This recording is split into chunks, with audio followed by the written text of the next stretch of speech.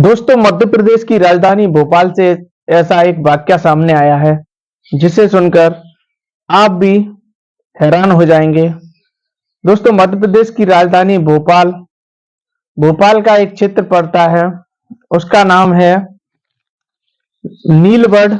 और नीलबढ़ एरिया का एक गांव है हरिनगर। दोस्तों, हरिनगर का एक ऐसा वाकया जो आप ही नहीं बल्कि जो भी सुनेगा वो अचंभित हो जाएगा। नमस्कार, आदाब, सत श्री अकाल। मैं पंकज कुमार आज एक ऐसी कहानी के साथ कि आप इस कहानी को सुनने के बाद सोचने के लिए मजबूर हो जाएंगे। भोपाल के नीलबर्डिया जो एरिया है, इसका गांव हरिनगर है। इसका एक व्यक्ति है, उसका नाम है राजेश। राजेश की उम्र महज 34 साल की है। राजेश 2014 में एक हत्या के आरोप में 2016 में कोर्ट द्वारा उसे आजीवन कारावास हो जाता है। दोस्तों, 2014 की वो हत्या का आरोपी था और 2016 में से कोर्ट आजीवन कारावास की सजा सुना देता है। और 14 जून 2019 को उसके पिता की मृत्यु हो जाती है। तो मृत्यु उपरांत वो पिता के जो शोक संवेदना व्यक्त की जाती है उसमें शामिल होना चाहता है, तो वो कोर्ट के माध्यम से पैरोल डालता है उसके परिवारजन। और वह उसे 14 दिन की पैरोल मिल जाती है। पैरोल पर वह अपने गांव और घर पर आ जाता है। वो सोचता है कि मैं ऐसा कुछ क्या करूं जिससे मुझे जेल से बाहर का रास्ता मिल जाए। और वह पिता की शोक संवेदना में शामिल होने आता है। और वो सोचता है कि इससे पहले जब पिता हुआ करते थे तो वो मेरी फिक्र करते थे, अब मेरे परिवार का कौन सदस्य मेरी फिक्र करेगा। तो वह सबसे पहले एक क्राइम सीरीज देखता है और क्राइम सीरीज देखने के बाद में प्लान बना लेता है। दोस्तों, जब प्लान बना लेता है तो वह सबसे पहले प्लान बनाने में एक अपना उसका जो मित्र होता है निहाल, उस अपने मित्र को उस प्लानिंग में साथ ले लेता है। वह मित्र उसका ऐसे बनता है कि उसके मकान में वो बिहार का रहने वाला व्यक्ति निहाल किराए पर रहता था, मगर कुछ समय पहले वह उस मकान से दूसरे मकान में शिफ्ट हो जाता है। मगर वो अपनी मजबूरियां जो होती हैं वो सभी फोन करके निहाल को बताता है एक एक करके। और जब निहाल सुनता है तो निहाल भी अचंभे में पड़ जाता है और निहाल को सारी घटना और जेल की जो दास्तां होती हैं वो सुना देता है। साथियों, जब जेल की दास्तां सुना देता है तो वह निहाल से कहता है क्यों ना कोई ऐसा उपाय बताओ जो कि मैं लोगों की नजर में मर जाऊं और मैं खुद जिंदा रहूं। तो दोस्तों, वो क्राइम सीरीज देखने के लिए बोलता है और वह क्राइम सीरीज देखता है। और क्राइम सीरीज देखने के बाद निहाल को वो 1 लाख रुपए का लालच देता है। निहाल ऐसे काम करने से पहले मना कर देता है। जब 1 लाख रुपए का लालच देता है तो दोस्तों निहाल कहीं ना कहीं लालच में फंस जाता है और निहाल उसके पास पहुंच जाता है। और जब निहाल उसके पास जाता है तो वो निहाल को सारी हकीकत बताता है और निहाल वह दोनों अपना फोन रखकर घूमने की तरफ चले जाते हैं। शहर में घूमते हैं और देखते हैं कि एक व्यक्ति होता है और उस व्यक्ति को सबसे पहले उससे दोस्ती करते हैं और दोस्ती करने के बाद उसे खाने पीने का लालच देते हैं। वह व्यक्ति उन्हें पेट्रोल पंप पर मिलता है, उसका नाम है राजू रैकवार। राजू रैकवार का जो व्यक्ति है ये मजदूरी और मेहनत करके अपना भरण पोषण करता था, परिवार का भी भरण पोषण मजदूरी मेहनत से करता था। तो वह इनके लालच में फंस जाता है और सबसे पहले उसे दारू और खाना जो भी होता है उसे नशा में इस तरह से मगन कर देते हैं कि वो नशा की अवस्था में बिल्कुल मूर्छित हो जाता है। दोस्तों, जब मूर्छित हो जाता है, जो उनकी क्राइम सीरीज के द्वारा बनाई गई प्लानिंग, उस प्लानिंग के अकॉर्डिंग सबसे पहले वह घर में बांधकर उसे डालता है। दोस्तों, उससे पहले 22 जून को वो अपनी माता जी होती हैं जो उसकी माताजी को वो पूजा के बहाने बाहर भेज देता है। जब पूजा के बहाने बाहर भेज देता है तो घर में वो अकेला रह रहा होता है और उसका दोस्त दोनों निहाल और राजेश तब सारी प्लानिंग करते हैं और उसे बांध देते हैं। जब राजू रैकवार को वहां पर बांध कर डाल देते हैं और अंदर से खिड़की दे लेते हैं और दरवाजा भी बंद कर देते हैं। दोस्तों दरवाजा जब बंद कर देते हैं और दरवाजा बंद करने के बाद वह उसके ऊपर सबसे पहले जितनी सारी घर में किताबें होती हैं एक एक करके टोटल किताबें डाल देता है। और जब किताबें डाल देता है उसके बाद में अन्य जलनशील सामग्री डाल देता है और डालने के बाद वह अपनी बाइक से जो भी पेट्रोल निकालता है वह पेट्रोल निकाल कर उसके ऊपर छिड़क देता है। जब दोस्तों पेट्रोल छिड़क देता है, पेट्रोल छिड़कने के बाद वह गेट से इसलिए नहीं निकलता है कि यदि गेट से बाहर से यदि कुंडी लगाते हैं तो व्यक्ति शक करने लगेगा।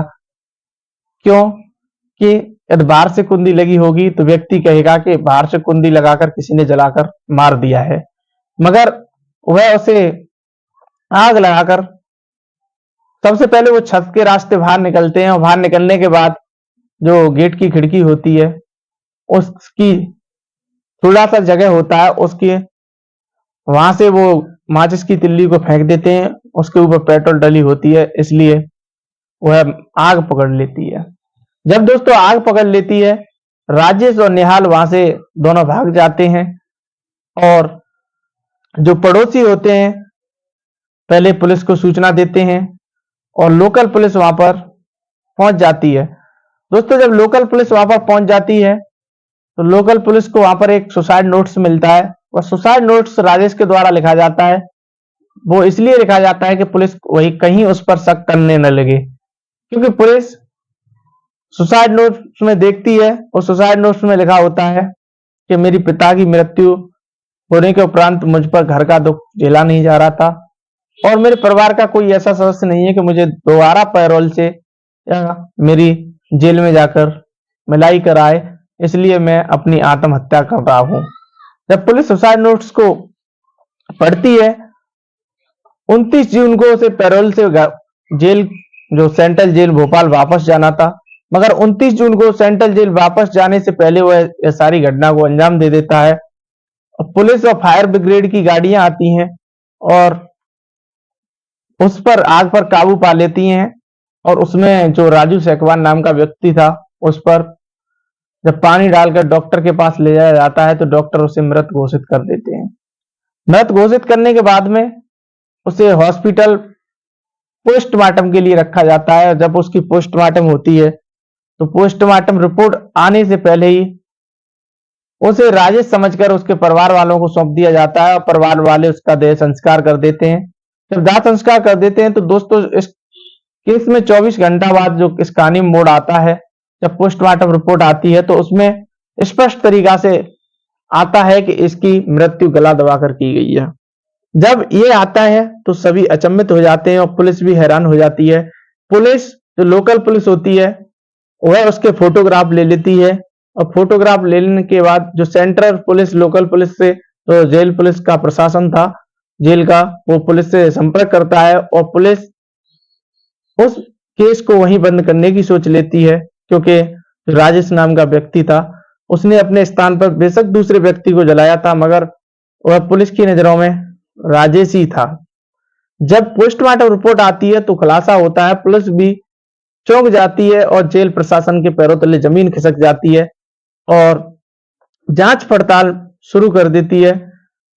जो भोपाल के पुलिस अधीक्षक होते हैं वो सारे फोटो और पुलिस टीम अपने पास मंगाती हैं जो उस समय लिए जाते हैं। जब आग लगती है तो उसमें देखा जाता है कि उसके पैर दोनों चिपके हुए थे। जब पैर चिपके हुए तो पुलिस को वहां कहीं ना कहीं शक होता है। पुलिस को इसलिए शक होता है कि आग लगने पर वो पैर फड़फड़ाएगा तो पैर दूर दूर होंगे, मगर इसके तो पैर हैं वो चिपके हुए हैं। तो पुलिस इस पर शक करने लगती है और अन्य फोटोग्राफ मंगाती है। अन्य फोटोग्राफ मंगाने पर वह देखती है कि उसका चेहरा व छाती दोनों जली हुई हैं, अन्य उसके अंग कहीं साबित दिखाई दे रहे थे। दोस्तों वो सोचती है कि ये राजेश नहीं तो फिर कौन, क्योंकि पुलिस को शक होने लगता है।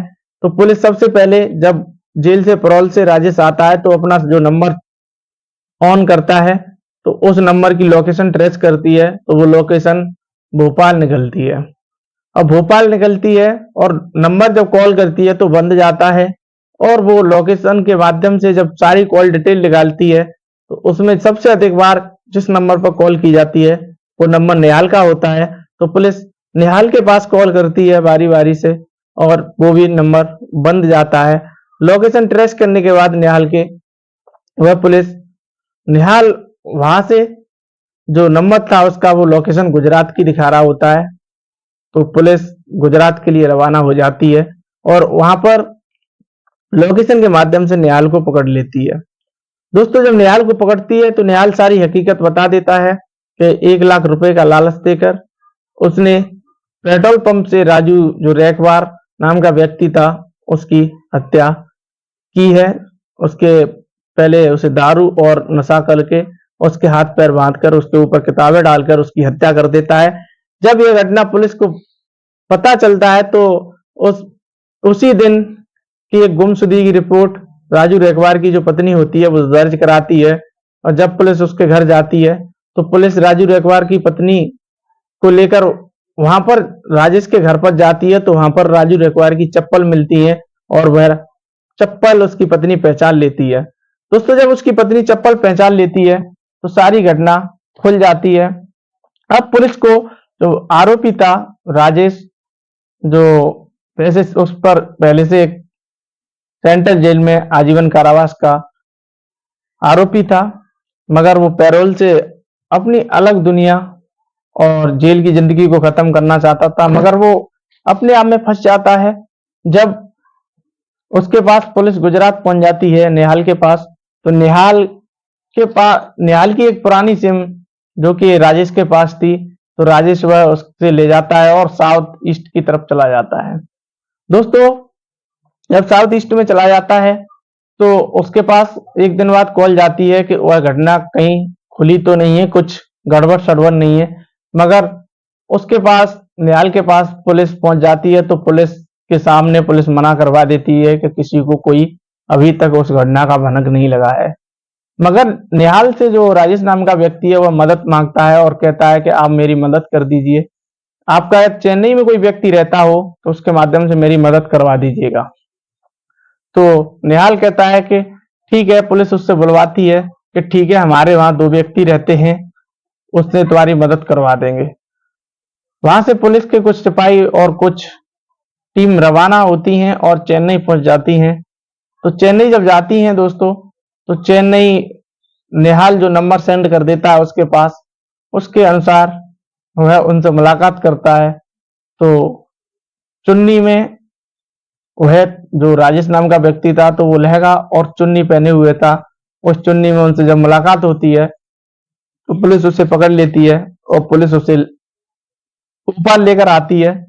तो वो सारी हकीकत कबूल देता है और वो कहता है कि मुझे पिता की मृत्यु का जो सदमा था वो मुझ पर झेला नहीं जा रहा था, मगर मैं जो जेल की जिंदगी थी मैं उससे बाहर निकलना चाह रहा था, और इसलिए जो राजू रैकवार नाम का व्यक्ति था मैंने उसकी हत्या इस साजिश के अकॉर्डिंग करी थी। चेन्नई में 9 जुलाई 2019 को पुलिस उसे पकड़ लेती है और पुलिस उसे पकड़कर भोपाल लाती है। तो भोपाल वो सारी हकीकत बता देता है, और जब हकीकत बता देता है दोस्तों तो पुलिस भी उसे सारी हकीकत जान लेती है। हकीकत जानने के बाद ऐसी घटना सभी को कहीं ना कहीं मध्य प्रदेश नहीं बल्कि भारत में ऐसी फैल जाती है कि सभी लोग सोचने के लिए मजबूर हो जाते हैं एक जेल की जिंदगी से बचने के लिए आरोपी किस तरह क्राइम सीरीज देखने के बाद एक ऐसी कहानी को रचता है, क्योंकि सुनकर हैरान हो जाओगे। मैं नहीं बल्कि जो भी सुनेगा वो अब अचंभित हो जाएगा और सोचने के लिए मजबूर हो जाएगा। अपनी राय आप कमेंट में जरूर दें। धन्यवाद।